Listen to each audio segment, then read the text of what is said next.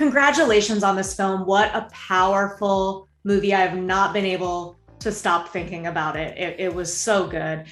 Ridley Scott really does he puts together the solid team of collaborators. And I want to know what the best part about collaborating with Ridley Scott and each other is.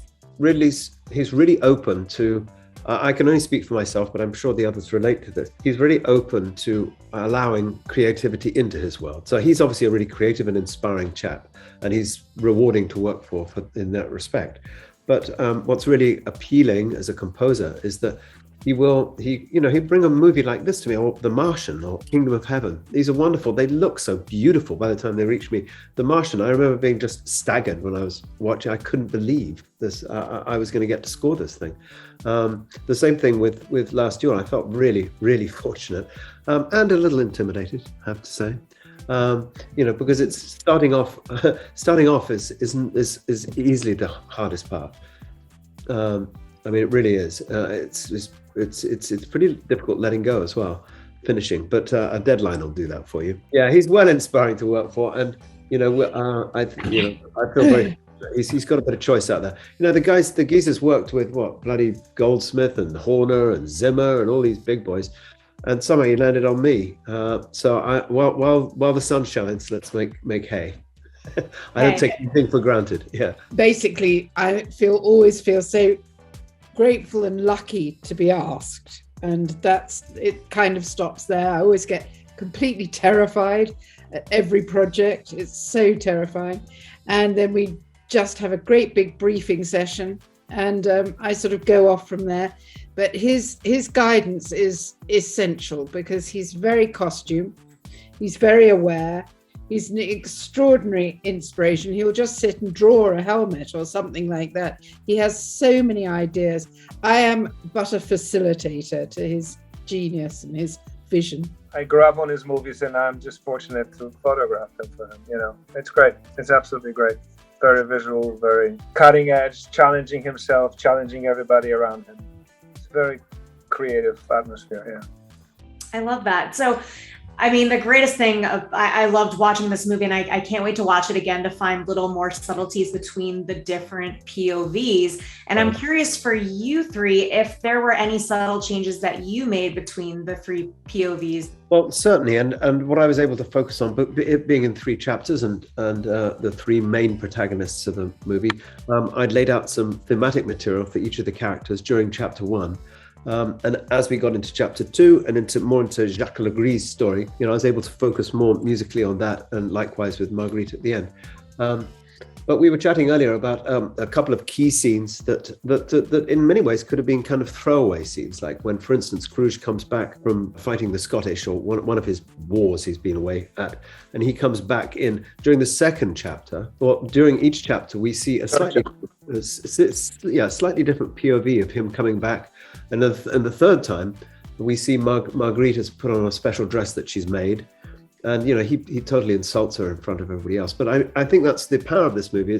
We almost see the roots of misogyny taking place, taking root right there in medieval France, which probably medieval anywhere at the time. But that a woman who's trying to please her husband actually just pisses him right off and gets put down so quickly. We didn't do any extravagant stylistic changes from one story to another, but it's just subtleties, and this whatever story calls for, just most of it in performance. We photograph it simply almost the same way. Maybe the biggest difference is when we photograph the last chapter, Marguerite's version, a little bit more as her POV, as her, more into her face and stuff. But everything else is basically it's story driven. Like basically in the first story, because it's his story, it's not an issue. Her dress, right. And in her story, she's basically humiliated, flat out after trying to make an effort. Yeah. Harry, I'm curious for you, given that we're in this medieval period of time, when it came to composing everything, were you using instruments that you wouldn't normally incorporate? Was there a big challenge there in just kind of getting into that time? Sure. I mean, it being set in the 1380s or 86 or wherever it is there, certainly I needed to bring something to the table which was believably medieval. But, there's Ridley said to me on numerous occasions that there's no prizes for authenticity, but there can be prizes for perfect storytelling. So I've used instruments that, the point is that in the 1380s, there really weren't too many instruments at one's disposal, and perhaps a old wooden flute. Yeah, that's what I thought of. Some sort of a drum. But, in order to be able to help the story here and bring something to the party, I needed to utilize an orchestra, various voices of different ilks, and indeed some instruments that if you hear them, you might be forgiven for thinking, those are from the time. Actually, they were developed a little bit later, like the precursor to the violin, the precursor to the cello. They're viola da gambas, viols, a consort of viols, as they're called. Actually, the bows are held underhand. They look kind of awkward now. You'd recognize it to be a stringed instrument, but they've got a different number of strings. And the bow's held in a different way, and they make quite a nasal sound. It's quite rugged, rustic. I first came across them on Kingdom of Heaven, and we used them in Kingdom. Again, they weren't perfectly, authentically correct for the time, but they served a purpose, and that's really what it's about.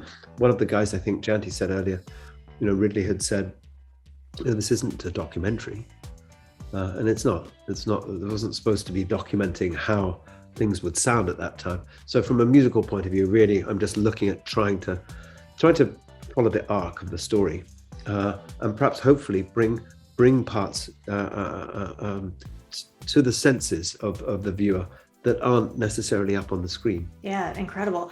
Janty, for you, the most striking costume to me that I love so much was Jodie Comer's black outfit during the duel. I would love to hear how you approached that look in general. I loved it. Well, in actual fact, Ridley had drawn her on the scaffold just in black. And so he had also pointed out, or not pointed out, I got a reference of an effigy of a woman with a high collar, like a necklace, but a high collar fabric. And it was not attached to the dress. So I made one of those and we put it on with a simple black dress for Jodie, and he loved it, Ridley loved it. And so I just went a bit bonkers with the fabrics and found this fabulous, well, my buyer found it for me, I have to say, fabulous fabric, which I'm so delighted is on one of the new posters in full close-up, which is brilliant. I get fabric in close-up. So thank you for loving that dress. I was mad about it. I loved it so much. Before we wrap up, I want to ask, I think all of you did House of Gucci as well, right? Yeah. Okay. So if you could, because that's going to be the next thing we're all looking forward to. It's finishing out the year. If you could describe it in, a few words or less, what we're in store for, what would you say, Harry? Flashy. Completely the reverse of what we've just been talking about. Not too subtle, but fun. A lot of fun. It was a lot of fun. It was completely over the top and great fun to do. Yeah, flashy, with a lot of flashes, yeah. Because it's a fashion world, so it's a lot of flash photography, yeah. The costumes are really amazing in that. When I think it's difficult to refer to them as costumes, actually, because it's easy to refer to Last Duel things as costumes because it seems so long ago, but I think I might have worn a suit kind of like Adam Driver in House of Gucci at some stage of my life, but it doesn't seem that far away, so it's not like a dress-up costume, it's just a different time, but they're pretty great. Thank you so much.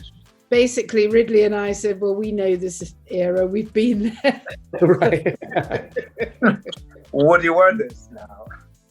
Well, most of them, they wanted to keep their costumes. So I bet. I love that. Did Jodie get to keep her dress? Say again, did Jodie keep her dress? Jodie get to keep her dress, the dress you're talking about? Oh, no. No. Taken by the studio. I was like, I'll take it. Yes, it would be very, very nice now. Yeah. Well, thank you all so much for your time. The film is wonderful. So I can't wait for everybody to see it. Congrats. Thank you. Thank you so much. Take care. Thank you.